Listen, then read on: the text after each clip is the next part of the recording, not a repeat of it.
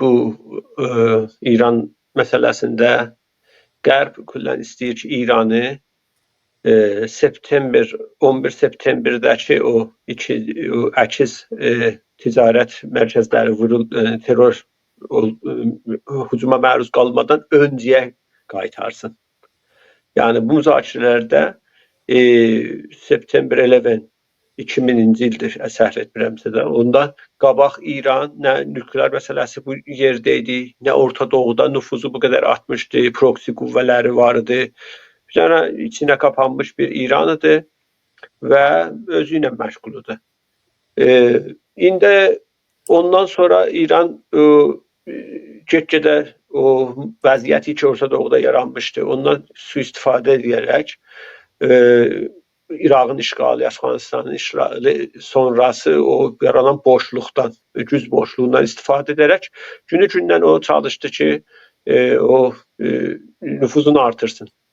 İndi artıq bu 7 oktober o Hamasın hücumundan bəri o durum bölgədə İranın əks istiqamətində getməkdədir. Proksi qüvvələri filan, Suriyə məsələsi olayları İranın qol qanatını yığıblar o bölgədə. Və bunun davamı, indi bu müzakirələr də onun davamındadır. Və bunun davamı nədir? İndi İran istər-istəməz qol qanatı Orta Doğudan kəsilibdir.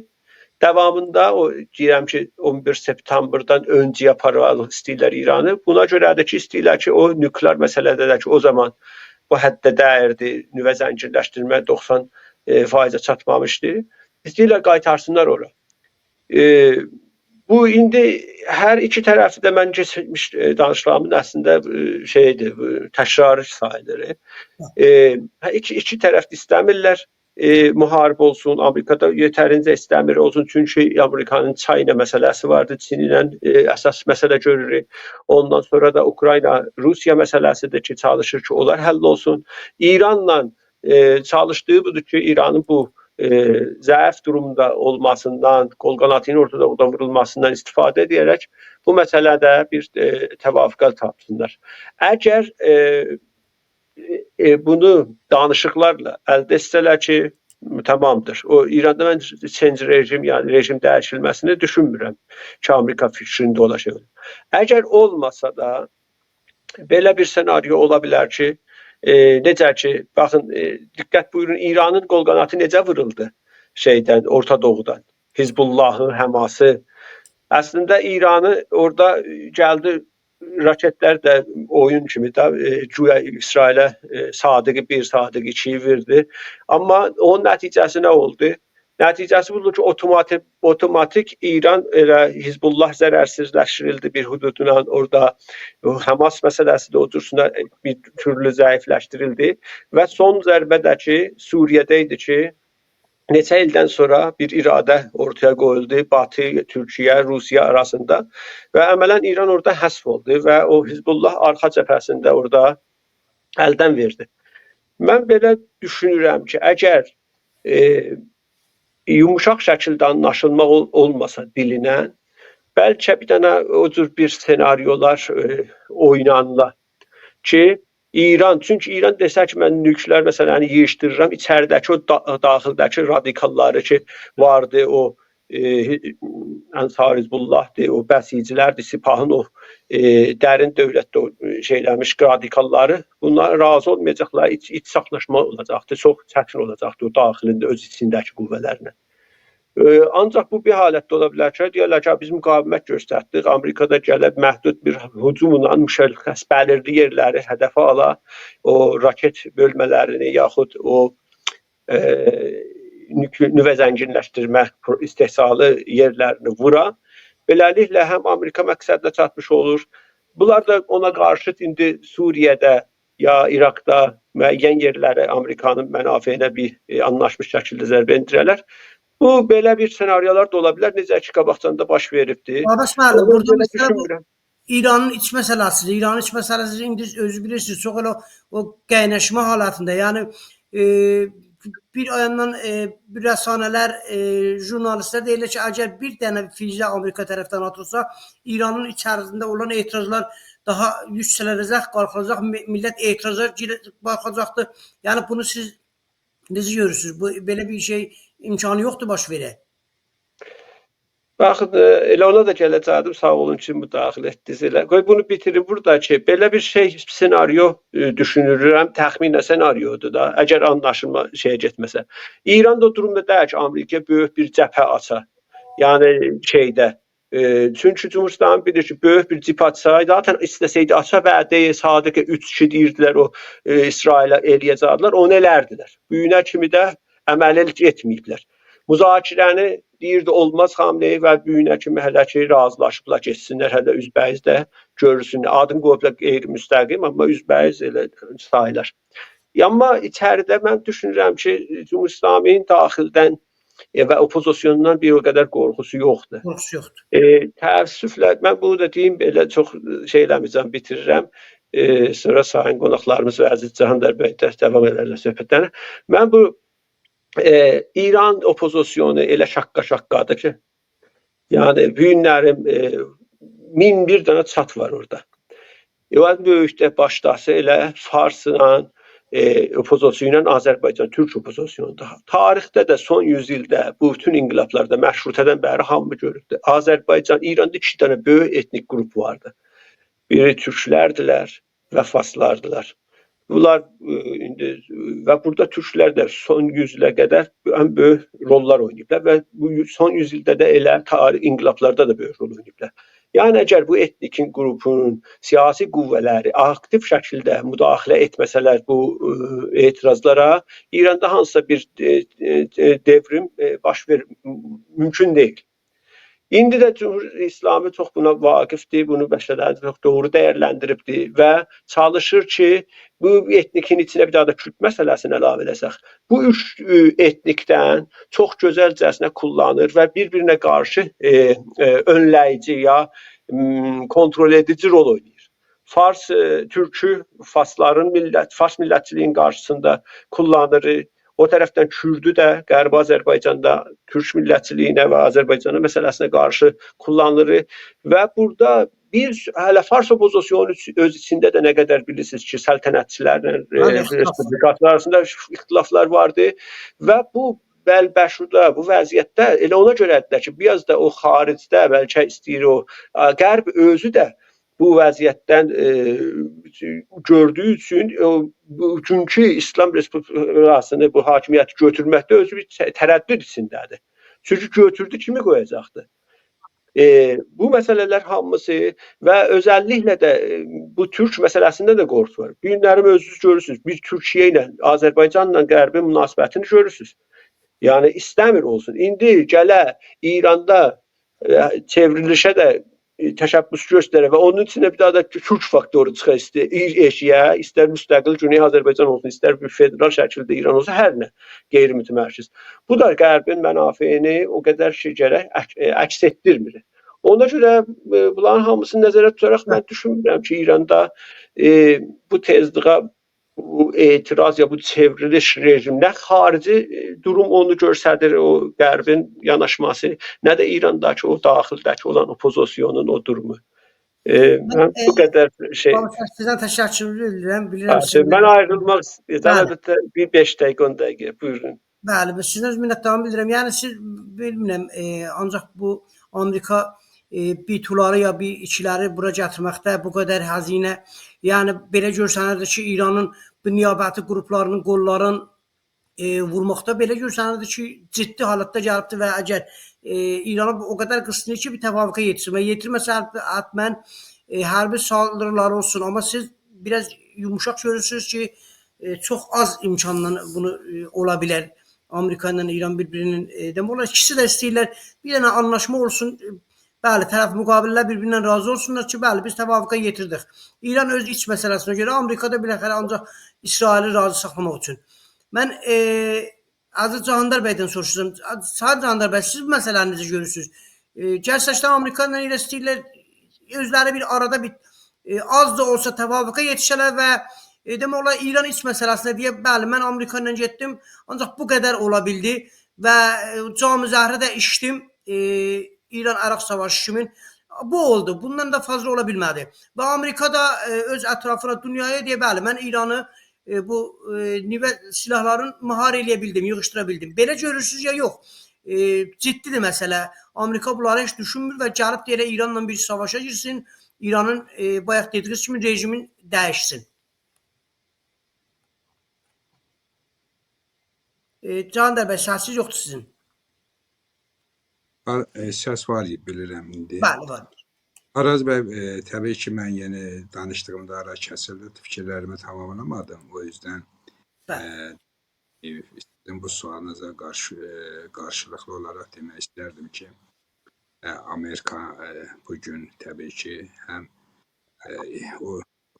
Ön Asiyada belə deyək doğrusu, həm Ukrayna-Rusiya cəbhəsində istər Amerika-Çin münasibətlərini və bütün dünya dövlətlərinlə bir test gerçəkləşdirir. Bir dövlətlərin reaksiyonunu və sosial-psixoloji durumunu araşdırır. Hansı addımlar, hansı dövlətlər hansı reaksiyanı verə bilər və hansı addımlar ata bilərlər. Bu baxımdan bugünkü Amerikanın açıqlamaların hansının gerçəkləşəcəyini və hansı fikrin arxasında bugün real əməl olacağını heç kim proqnozlaşdıra bilməz. Bugün Amerika İrana bir saldıracaq deyirsə, təbii ki, buna inanmaq lazımdır. Sadəcə Amerika burada içərini dəniyir. Görüm ki, mən İrana bir əskəri saldırı gerçəkləşdirsəm, İranda yaşayan insanlar, xalqlar, millətlər hansı reaksiya göstərə bilərlər. Bunu istəyirlər ya istəmirlər. Və eyni zamanda qonşu dövlətlərin reaksiyasını yoxlayırlar. Özəlliklə Türkiyə, indiki Azərbaycan Cumhuriyyəti və digər təbii ki dövlətləri və bununla yanaşı İran faşizmin təbii müttəfiqi Rusiyanın mövqeyini də burada test edirlər. Çin və digər böyük güclərin də mövqeylərini bunlar müəyyənləşdirirlər. Hansı addımları atanda hansı dövlətlər onlarla birlikdə olacaq, onun haqqında özlərində bir planlaşdırma həyata keçirirlər. Bu baxımdan da bizim mövqeyimiz net olmalıdır. Amerika və digər böyük güclər bilir ki, İrana istənilən bir əskəri saldırı olsa belə, Azərbaycan türkləri, bütövlüklə İranda yaşayan türklər bu saldırıya qarşı çıxsalar, Amerikanın hansısa bir əskəri saldırısı özünü başarılı bula bilməz.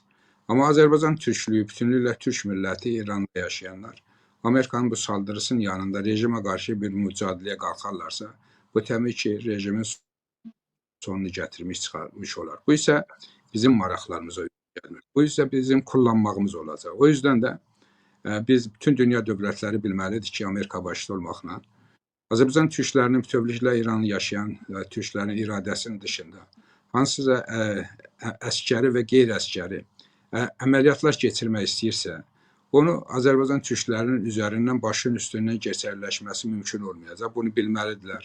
Eyni zamanda da bilməlidirlər ki, bizim başımızın üzündən hansısa bir siyasət həyata keçirərlərsə, İranda yaşayan türklük, bütünlüklə türk xalqı həmin dövlətlərin siyasətinə qarşı çıxacaq. Bu o demək deyil ki, İran rejimini dəstəkləyəcək. Əksinə, İran rejiminə də bir mesaj verəcək ki, sizin bugünkü taleyiniz bizdən asılıdır. Biz istənilən zaman əlimizi çəkərik, siz yox olarsınız. Bunu da rejimə mesaj verməklə yanaşı, yəni rejimin yanında durmaq deyil ha bu.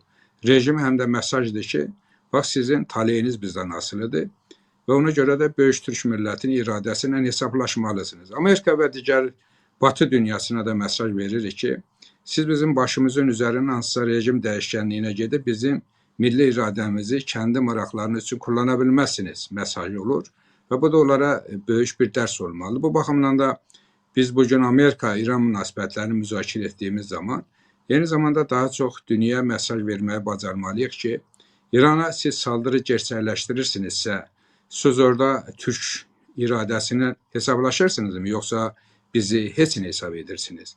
Bu baxımdan bizim davamız belə bir davadır və hər kəs də bilməlidir ki, bizim Amerikanın yanındayıq, nə İsrailin, nə Batı dünyası, nə də fars faşizmi. Fars faşizmi deyəndə mən təbii ki, təkmürlə faşizmi nəzərdə tutmuram.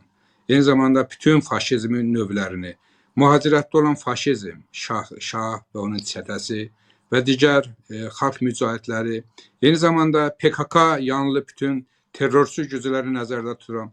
Hər kəs bilməlidir ki, Biz bu güclərin heç birinin yanında deyilim, bağımsız müstəqil bir gücük. İran adlanan Azərbaycanın taleyini həll edən gücük. O baxımdan da hər kəsə mesajımız netdir ki, biz heç bir dövlətin və hansısa siyasətin yanında deyil, böyük Türk millətinin iradəsinin yanındayıq və bizi heç kim kullana bilməz. Biz bütün məsələləri bu kontekstdə müzakirə etdiyimizdə başarılı olacağımıza mən əminəm və bunu da hər bir güc bilməlidir. Buyurun. Bəli, dəyərli Canlar bəy, təşəkkür bildirirəm. Məcid bəy, sizə Sizdən ayrılır. Elə istəyirəm onu deyim. Babək bəy, əgər 2 dəqiqə, 3 dəqiqə sözünüz var, buyurun, yoxsa sizdən ayrılaq, Məcid bəylə danışımıza davam edək. Çox sağ olun, təşəkkür edirəm. Yox da mən siz bəyə də xoş gördük. Çox sağ olasınız, mən də bağışlayın ayrılmaq zorundayım. Vaxtınızı bizə demişdiniz ki, az ola biləcəksiniz. Təşəkkür bildirirəm, var idi. Allah'a emanet. Bəli, Sayın Məcid bəy, sizə çox xoş gördük. Buyurun Sayın Məcid bəy, siz məsələni necə dəyərləndirirsiniz? Bugünkü oturumu az-çox izlədiniz, bilirəm xəbəriniz vardı. Əgər təvafuqa yetirsələr, buradan bu yana İran-Amerika arası necə olacaq, yetirməsələr nə olacaq? Və görünən odur ki, Amerika tərəfi razı deyil idi Sayın Məcid bəy. Çünki əgər razı olsaydı, o oturum bu gecədə davam tapacaqdı. Yəni, ən azı bazar gününə, gecəsinə bir dənə bunların birlikdə oturumlar olacaqdı. Sanki saldılar irəlidə həftəyə, bir həftədən sonra dedilər, əgər imkan olsa bir daha oturacaq. Siz necə dəyərləndirirsiniz məsələni Sayın Məcid bəy? Öncelikle salam deyirəm həm sizə, həm dəyərli Babək bəy Azada, Cahandar bəyə və bütün eşidənlərə görəndə çox sağ olun ki, məni proqrama dəvət eləmisiniz.